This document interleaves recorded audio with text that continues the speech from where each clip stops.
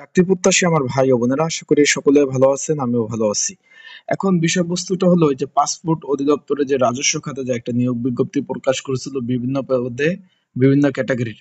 এখানে 18তম গ্রেড থেকে আপনি সর্বোচ্চ 16তম গ্রেড, 13তম গ্রেডে কিন্তু যে নিয়োগটা ছিল তার কিন্তু পরীক্ষার সময়সূচি প্রকাশ করে দিয়েছে। তা আজকের এই ভিডিওর মাধ্যমে আপনাদের জানিয়ে দিব পরীক্ষার যারা পরীক্ষার্থী রয়েছেন কবে নাগাদ হচ্ছে এবং এডমিট কার্ড কিভাবে ডাউনলোড করবেন। যারা এখনো এডমিট কার্ড ডাউনলোড করতে পারেন নাই, কিভাবে এডমিট কার্ড ডাউনলোড করবেন, আর পরীক্ষা আসলে এমসিকিউ হবে না লিখিত হবে, সেই বিষয়েও আমরা আজকে এই ভিডিওতে আলোচনা করব বিস্তারিত বিষয়। তাহলে ভিডিওটা শুরু থেকে শেষ পর্যন্ত অবশ্যই দেখবেন। আর আমি কিন্তু গত সপ্তাহে আপডেট দিয়েছিলাম পরীক্ষার, আশা করি আপডেটটা মিল পেয়েছেন, পরীক্ষার সাথে আপডেটটা মিল পেয়েছেন। এখন চলুন ভিডিওটা শুরু করে দেই। এখানে বিভিন্ন ক্যাটাগরির পদ ছিল, আপনারা সকলে অবগত আছেন। তারা কিন্তু অলরেডি আপনাদের ফোনে বিকাল সকাল থেকেই, সকাল কারো বিকালে কিন্তু এসএমএস আসছে, এরকম ধাপে ধাপে কিন্তু আপনাদের ফোনে কিন্তু এসএমএস গুলা কিন্তু আসছে। এখন এডমিট কার্ড যেহেতু ডাউনলোড করছেন, আগামী 14 নভেম্বর 2025 সকাল 10টা থেকে 11টা 30 পরীক্ষা হতে যাচ্ছে।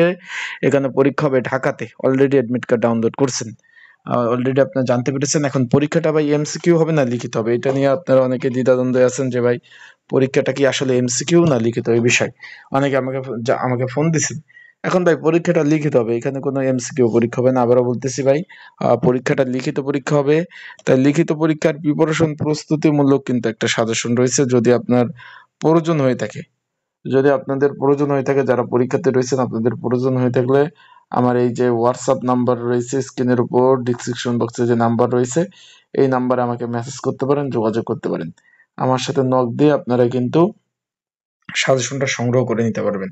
আর অলরেডি এখানে যে পদগুলো ছিল, আপনি ডাটা এন্ট্রি কন্ট্রোলার অপারেটর 4টি, তারপর রেকর্ড কিপার 2টি, তারপর আপনার অ্যাসিস্ট্যান্ট অ্যাকাউন্ট 9টি, অফিস সহকারী কাম কম্পিউটার 10টি, 13তম গ্রেডে ছিল সাতলিপিকার কাম কম্পিউটার অপারেটর। সবগুলো পদের পরীক্ষা ভাই লিখিত পরীক্ষা হবে, এখানে এমসিকিউ কোনো পরীক্ষা হবে না। আবারও বলছি ভাই, আশা করি বিষয়টা বুঝতে পারছেন। এখন যারা পরীক্ষার্থী রয়েছেন তারা পড়াশোনা করবেন। ঢাকাতে পরীক্ষা, যদি প্রিপারেশন ওইভাবে না থাকে তাহলে ঢাকাতে যাবেন আসবেন, পাশ করতে কিন্তু পারবেন না।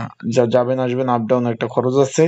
তাই ভালোভাবে প্রিপারেশন নিয়ে যাবেন। আর এখানে পরীক্ষার হলে কি কি ডকুমেন্ট, এডমিট কার্ড নিয়ে যাবেন রঙিন কালারের। আবারও বলতেছি, এডমিট কার্ড যেটা নিয়ে যাবেন রঙিন, এখানে সাদা কালো কোনো এডমিট কার্ড নিয়ে যাবেন না, রঙিন কালারের এডমিট কার্ডটা অবশ্যই আপনি নিয়ে যাবেন। তো ভালো থাকুন, সুস্থ থাকুন, চোখ রাখুন আমার ইউটিউব চ্যানেল, ফেসবুক পেজে। আপডেট তথ্যবলী বিষয়বলী সবার আগে পেতে অবশ্যই কিন্তু সাবস্ক্রাইব করে রাখতে পারেন আমার ইউটিউব চ্যানেলটা। তো সাবস্ক্রাইব করে রাখলে আমি কিন্তু অবশ্যই আপনাদের সেই তথ্য যখন আপলোড দিব সবার আগে কিন্তু পেয়ে যাবেন।